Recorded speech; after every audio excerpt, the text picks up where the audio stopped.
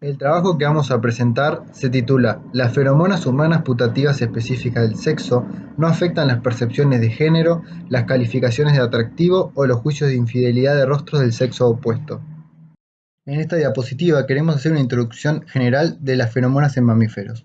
Como ya sabemos, la comunicación química es la forma más antigua y común de comunicación entre los seres vivos. En particular, este trabajo se enfoca en la comunicación química mediante feromonas, definiendo las mismas como cualquier sustancia liberada por un individuo que promueve una variación en el comportamiento de otros individuos de la misma especie.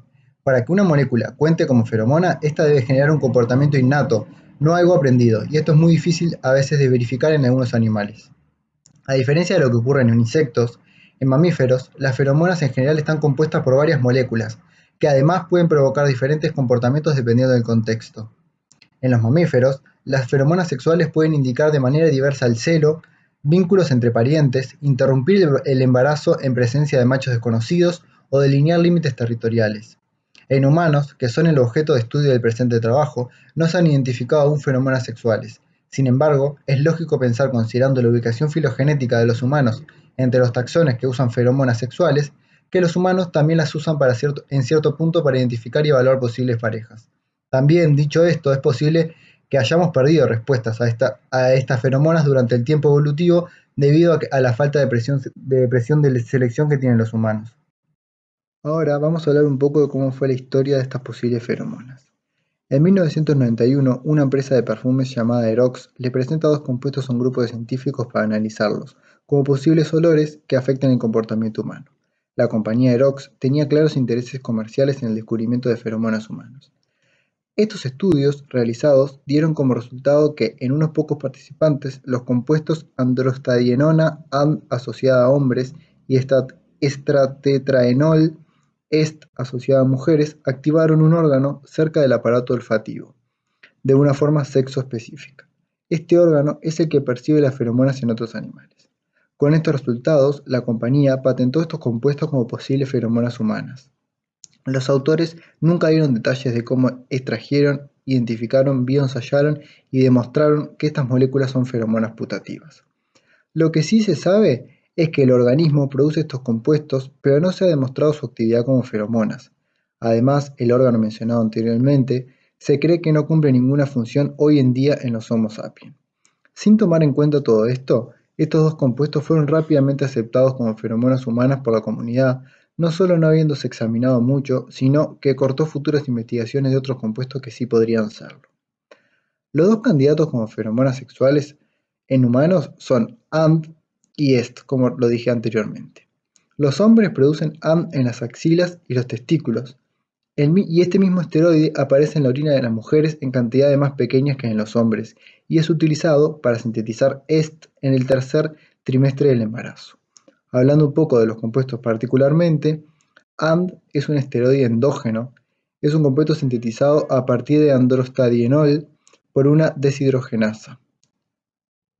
AND está relacionada con las hormonas sexuales andrógenas, sin embargo, no exhibe ningún efecto androgénico o anabólico. EST, por otro lado, es un esteroide endógeno, encontrado en las mujeres. Se sintetiza a partir de AND por la aromatasa en los ovarios y está relacionado con las hormonas sexuales del estrógeno, pero no tiene efectos estrogénicos conocidos. Con respecto a los antecedentes que hay sobre estos compuestos como posibles feromonas, hay dos que se destacan.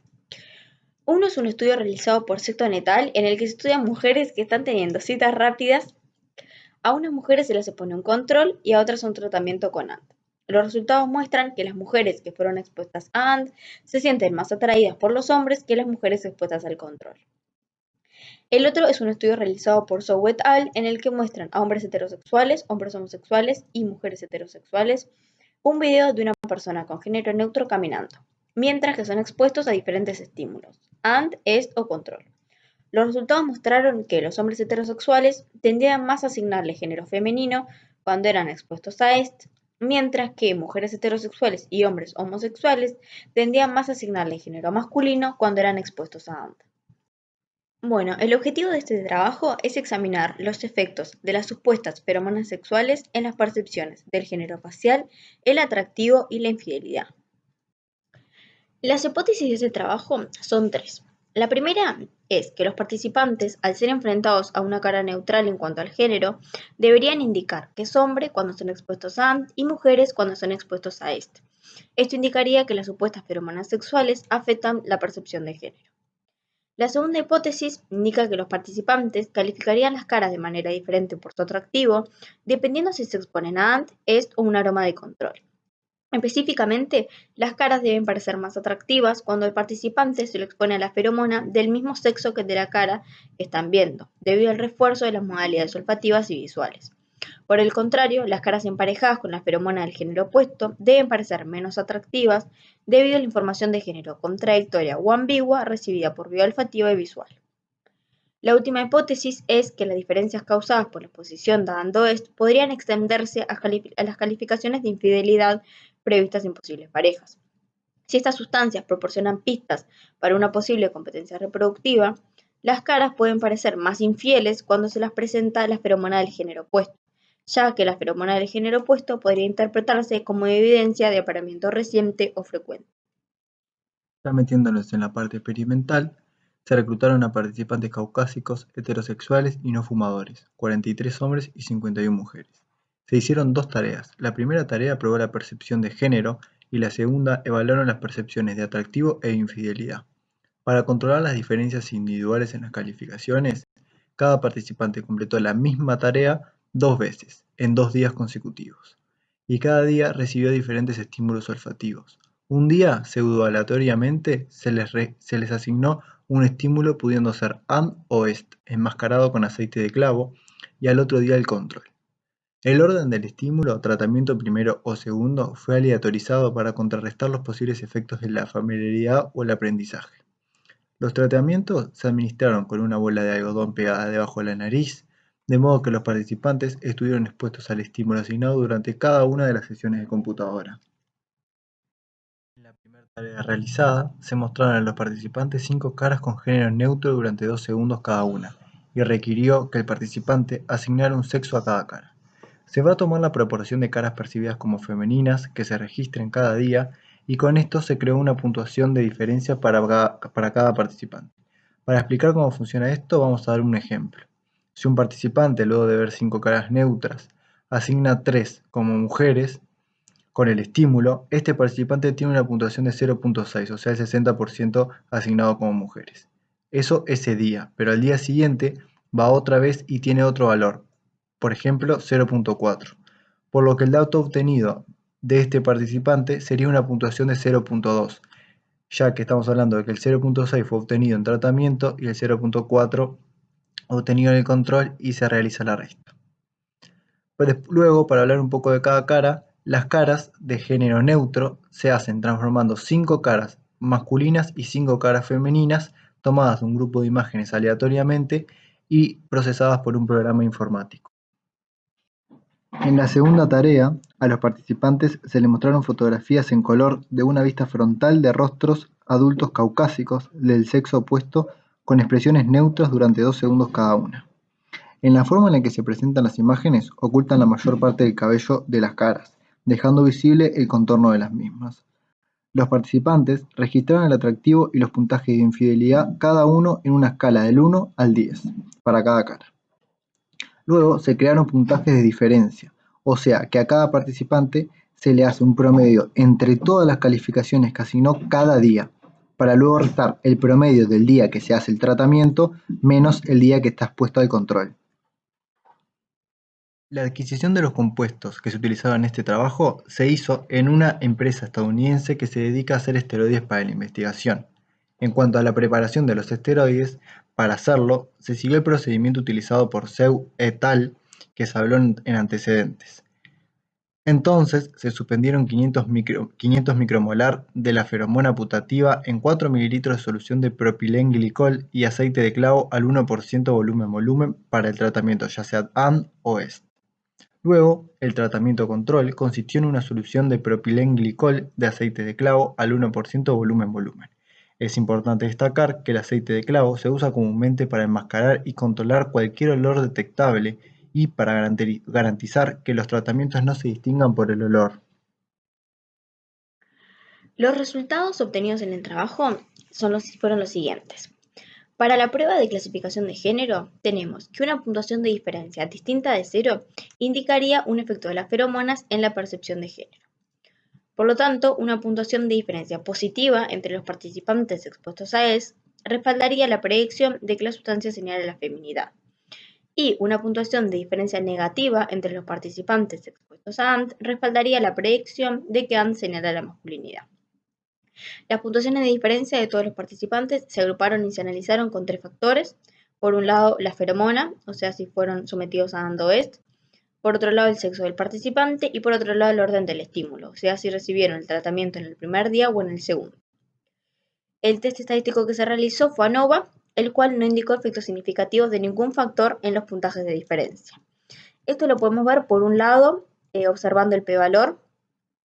En todos los casos, el p-valor dio mayor a 0,05, lo que indica que no hay diferencias significativas. También podemos ver, si no, el intervalo de confianza, en el cual podemos observar que 0 queda dentro de este intervalo, lo que nos indica que las restas realizadas no son diferentes de 0. Si no, también lo que podemos hacer es observar las gráficas que se presentan en esta diapositiva, en donde podemos ver que la media, tanto para el tratamiento con ANT como por EST, dio 0. Por lo tanto, las feromonas no tendrían un efecto. Con respecto a los resultados de la prueba de atractivo, tenemos que desviaciones de una diferencia media de 0 indicarían un efecto del tratamiento sobre las calificaciones de atractivo. Una puntuación positiva entre los participantes expuestos a la feromona coincidente con el género de las imágenes respaldaría la predicción de que ANT-EST aumentan el atractivo. Se utilizaron los mismos 3 factores que en el caso anterior, y aquí nuevamente ANOVA indicó que no hay efectos significativos del sexo o las feromonas en los puntajes de diferencia. Lo que sí hubo es un importante efecto del orden.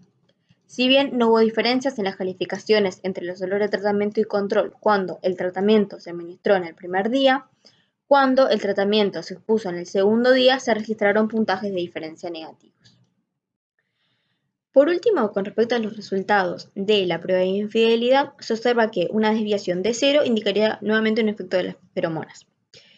Y la predicción de que ANT-EST afectan los juicios de infidelidad sería respaldada en el caso de los que los participantes expuestos a desajustes de géneros de cadera y feromona registraran puntaje de diferencia positivo. Bueno, nuevamente se utilizaron los mismos 3 factores y nuevamente ANOVA no indicó efectos significativos de ninguno de estos factores en los puntajes de diferencia registrados. Entonces podemos ver que las hipótesis que fueron planteadas en este trabajo no fueron respaldadas. Los resultados obtenidos se pueden deber a 2 motivos. Uno de ellos, que es el más probable, es que ANT-EST no son feromonas sexuales. Dado que ANT es producido tanto por hombres como por mujeres, la sustancia podría no tener funciones de señalización específicas del sexo. Por otro lado, con respecto a EST, aunque su asociación con el embarazo lo califica automáticamente como una sustancia específica del sexo, es posible que no señale activamente la feminidad, sino que indique otra información como para el apareamiento previo o el embarazo, o si no, puede ser simplemente un subproducto metabólico sin función de señalización. Por lo que la naturaleza específica del embarazo de EST y la naturaleza ambigua de género de ANT podrían ser posibles cosas que respalden el hecho de que estas no son feromonas sexuales. Por otro lado, el otro motivo, el cual es poco probable, es que hay una falla en el diseño experimental. ¿Por qué esto es poco probable? Bueno, por un lado, porque se imitaron las condiciones de trabajo del estudio de Zhou, que es uno de los antecedentes que nombramos, como por ejemplo la contracción de los estímulos utilizados, que además son mucho más altas que lo presentes en los humanos. Además, otra fortaleza que tiene este trabajo es que el registro ciego de datos. Esto consiste en que los experimentadores no son conscientes de qué tratamiento se le está dando a los participantes hasta que se termina de hacer el estudio estadístico. Esto se realiza así porque se sabe que cuando los experimentadores son conscientes de las identidades del tratamiento, pueden estar predispuestos inconscientemente a registrar datos que confirmen sus expectativas o pueden predisponer a los participantes. Entonces, con el registro ciego de datos, lo que se hace es eliminar la posibilidad de este sesgo inconsciente, por lo que le da un mayor peso al estudio y por lo tanto a la conclusión de que ANT-EST no funcionan como feromonas humanas. En esta parte final del trabajo, queríamos plantear posibles puntos de partida para futuras investigaciones en esta área. Por un lado, hay investigadores que proponen que el lugar de partida para búsqueda de posibles feromonas son las secreciones humanas, como puede ser el sudor en la axila, en la zona de las axilas, debido a que el mecanismo de producción de olor ahí es muy similar al de otros mamíferos que utilizan feromonas. Además, existen investigaciones que demostraron que los extractos de sudor de las axilas de los hombres estimulaban en las mujeres una oleada de hormona luteinizante que es la que desencadena la ovulación. También, otro tipo de secreciones que se pueden investigar son las lágrimas, y también existen investigaciones que, por parte de científicos israelíes, informaron que el oler las lágrimas de las mujeres redujo tanto los niveles de testosterona como los sentimientos de excitación en los hombres. Por otro lado, otros científicos proponen que el lugar de partida sería la interacción entre una madre y su hijo o hija recién nacido. Este comportamiento generado es fácil de observar y además, como el sujeto es un bebé, este comportamiento sería también sin duda innato, cosa que es muy positivo para la investigación. De todas estas investigaciones que he hablado, nunca se han realizado una búsqueda seria de los químicos específicos que modulan estos y otros efectos, por lo que resulta súper interesante investigarlo. Bueno, acá terminaría nuestro trabajo. Muchas gracias por escuchar y cualquier pregunta, estamos a las órdenes.